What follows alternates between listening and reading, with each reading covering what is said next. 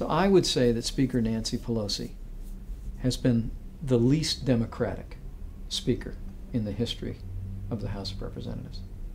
How do you rate Nancy Pelosi from previous speakers? I believe Speaker Nancy Pelosi has been among the most heavy-handed speakers in the history of the House of Representatives.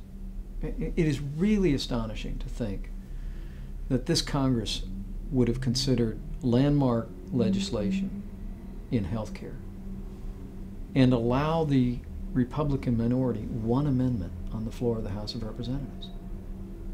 That landmark legislation on health care that was written behind closed doors with lobbyists in the room, but not a single representative of the Republican minority was allowed a seat at the table.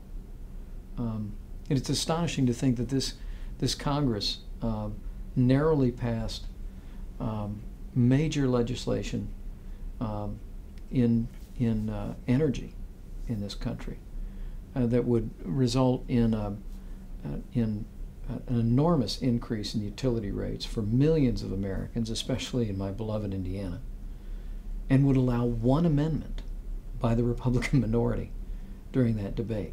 I mean, one of my favorite phrases on Capitol Hill, as you study the history of the institution, is the objective is always to allow, quote, Congress to work its will, close quote. I mean, when Congress is allowed a free and open debate, when Congress is allowed the give and take between members that a truly democratic institution would allow, the will of the American people emerges out of that. But under Speaker Nancy Pelosi, we've seen the minority shut out of health care reform, shut out of energy legislation, shut out of stimulus legislation entirely, and even the appropriations process, which traditionally was always open to amendments by all parties in the Congress, has been restricted in its scope under this Speaker.